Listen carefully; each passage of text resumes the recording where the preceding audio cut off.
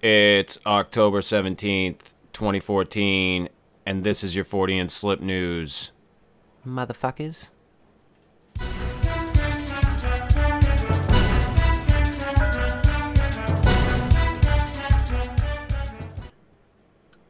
And for the Cairns, is it Cairns? Cairns? Cairns, I was probably, always told right? it was Karen's.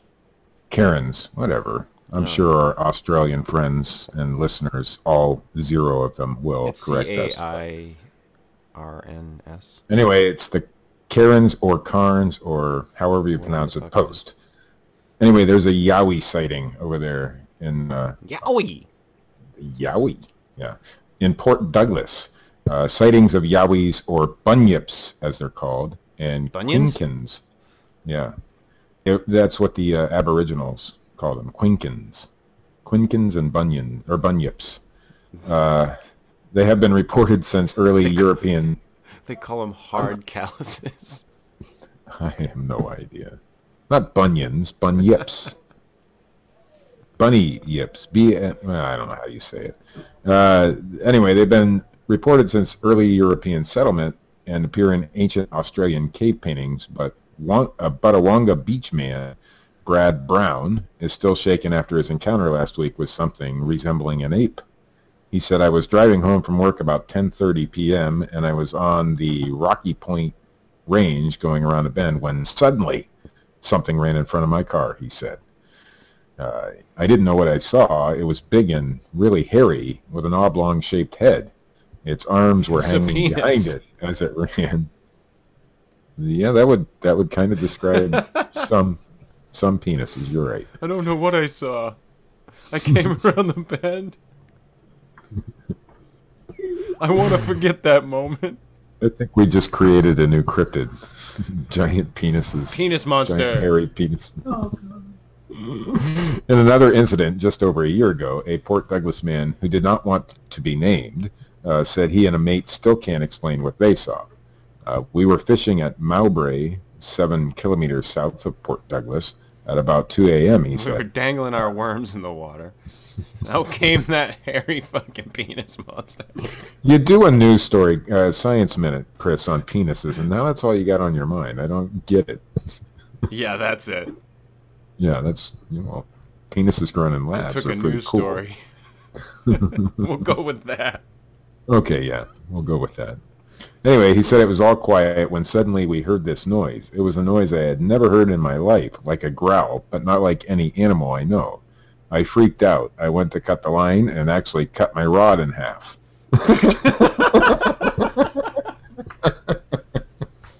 I'm sorry. Alright, I'm just gonna shut up. Go on. We reversed out of there as quick as we could onto the road, and I had the spotlight on. Then suddenly, it was on the bridge, going very fast. It had dark brown hair, coarse and thick like a dog's. Its arms were flying behind it. When I got home, I I thought they locked the didn't door. have arms. I, you know, I don't know. When I got home, I locked the door and made sure the kids were safe and locked in their rooms. My partner at the time didn't quite believe me, but she could see something had rattled me. Kuku Yalyanji, I don't know, that's close enough. Owner and elder Linda Burchill said Quinkins had been known to appear because something had disturbed them or their sacred sites, and it could be anything from land development to the recent lunar eclipse. Yeah. Now, from the blackpoolgazette.co.uk. Never heard of that website before. The Blackpool Gazette. Anyway, crowds are left stunned by a UFO sighting. Dozens of people attending a filed, I think, Coast conference were left amazed after spotting what appeared to be a UFO hovering in the distance. The unidentified flying object was seen by around 80 people from the Probe International Conference held at St. Anne's YMCA on Sunday. Eyewitness, I don't know who holds a conference at a YMCA, but they apparently did. The village people. Yes. It's fun to stay at the YMCA. Yeah. Oh, You can see a yeah, I'm not. lampshade in the sky. That's pretty much what that UFO looks like. Well, at least it wasn't a giant hairy penis monster. That's right. Eyewitnesses said the object at first thought to be a balloon hovered in the same spot for around an hour before disappearing. Chris Turner, 38, there they go with the ages again. I don't get it. From Bolton, was at the event as a filmmaker.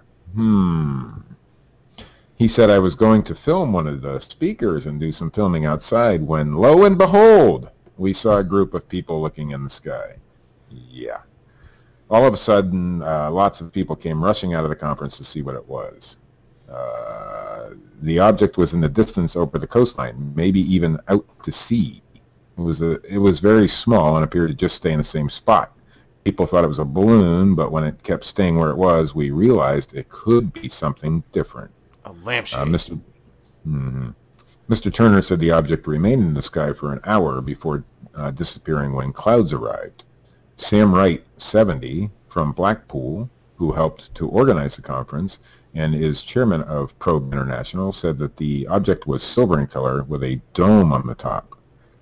He added about 80 people ran outside to see it. I have never seen quite a lot like this before. Something was there. It did not seem to move for an hour. They keep mentioning how long it was there, like they're trying to convince us or something. It is my opinion. Yeah, for an hour. It's a UFO. For an hour. It's an unidentified stationary object. Dude said it was his opinion that it was a UFO. You can't prove it, but it certainly is a possibility. Mr. Turner added, I do not know what the object was. It just sat there. You will always get some people who say it's nothing or it's a balloon, but it just sat there for an hour in one spot. I do not know. It is subjective. It's not the first time UFOs have been spotted in the region. According to the Freedom of Information Act figures released to the Gazette last year, Lancashire police dealt with 6 alleged UFO sightings in 2013. Police said 2 of the calls were from residents in Blackpool, with one caller telling officers aliens were trying to get him and they were listening to all of his conversations, while another claimed the U.S. government was harassing him when he was younger and he had been on an alien aircraft.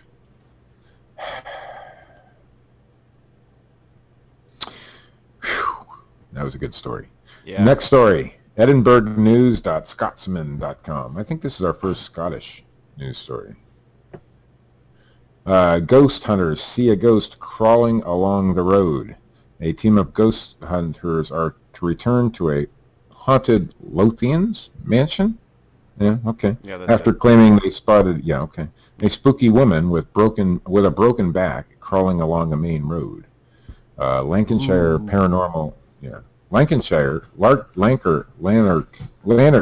I think is how you pronounce it. Paranormal investigators say they spotted the injured woman dressed all in black on her hands and knees as she made her way along a road in East Lothian.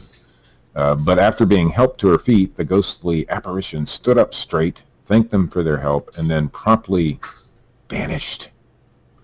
The mysterious encounter came as the Ghostbuster visited. Okay, this is a real word, Chris. I'm not making it up. Visited Cockensey House in East Lothian earlier this year. Cockensey House. Cockensey House. Cockensey House. It's right there in black and white. Yes, there's a Cockensey House, lady. And the team have been so impressed with the ghostly goings-on that at the 17th Century Mansion that they are returning for further investigations next month. Yes, madam, you're looking for a Cockensey House? We have one for you. There's always a Cockensey House.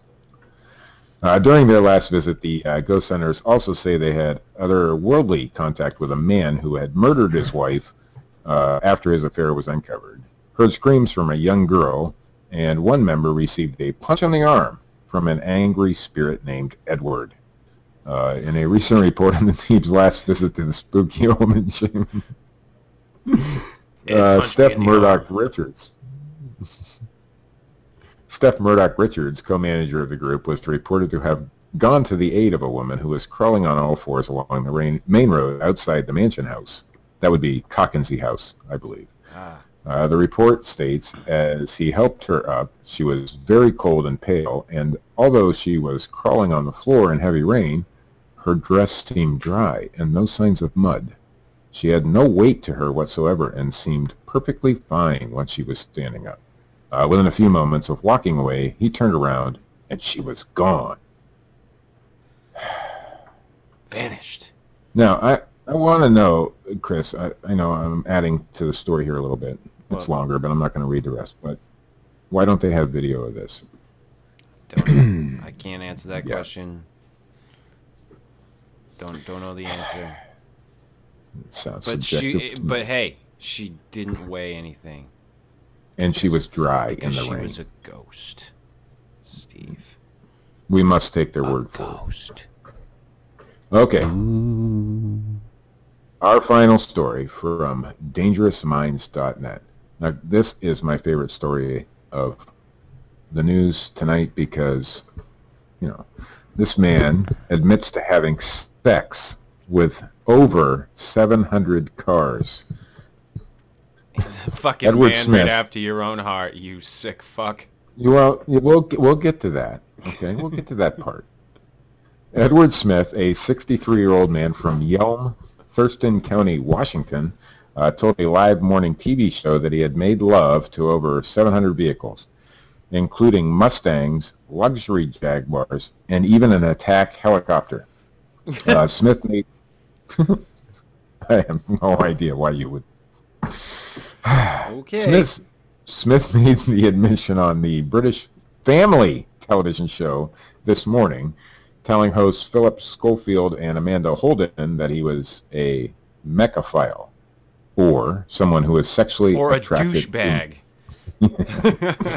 or a liar. Who knows?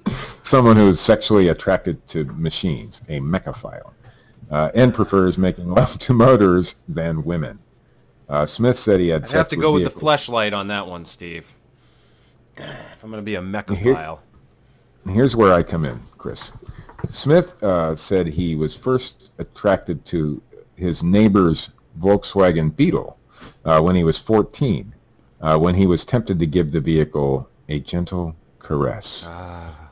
Yes. I have the same feelings towards engineering. I have the same feelings towards my Beetle, so I understand that part. He said, it has to do with the body itself. I've not been attached to any sort of penetration, but petting and hugging and feeling the body. I like feeling the satisfaction. Masturbation, that's done with the car next to it. When I hold them in my arms, I feel an energy that comes from I didn't think the car was reaching out a hand and giving him a fucking jerk. He says there's a very deep love. Oh, I'm sure. Mm-hmm. Smith admitted he had difficulties in forming relationships with women. Really? Can't and he only had ever had one girlfriend by some chance, he says, in San Francisco in the early 1970s. She had a body like a truck. He found that relationship unsatisfying. Now Edward has a long-term sex partner that's still driving him wild. Her name is Vanilla, another VW Beetle that he bought in 1982. He says, I first met her before I got her, and then had the local Jehovah's Witness from Vanilla. Wait a second. He first met her before he got her, and then had the local Jehovah's Witness driving around in one. There was something about that white 74 Beetle. I couldn't keep my eyes off her, he said. On my own private property is where we get mostly intimate. I'm very respectful not to be seen in public. I greet her every morning along with my truck, Ginger. Smith's obsession of pulling up to the bumper and driving it in between tickles the Brits I have no idea what they're saying, as he previously appeared on the Daily Mirror last October, where he fessed up to having sex with thousands of cars. Some guys look at boobs and bums on beautiful women. I look at the front and rear of beautiful cars. Then he claimed he was in an open relationship with his VW. You should look in the mirror and know you're an asshole. Yeah. And he makes love to his 1973 Opel GT, which he calls Cinnamon, and a 1993 Ford Ranger called Splash. I had a 1993 Ford Ranger, Chris. and I have a Volkswagen Beetle. But this guy's name is not Steve, so it's probably No, but yours is, and you're still a sick bastard. yeah. I heard that they actually legally married his Beetle, Vanilla. Don't get any ideas. That's what I heard. As a Volkswagen Beetle lover, I'm a member of quite a few Volkswagen Beetle forums, so I heard that in one of their forums there. So anyway, that is the news. and that is your phone. My phone going off.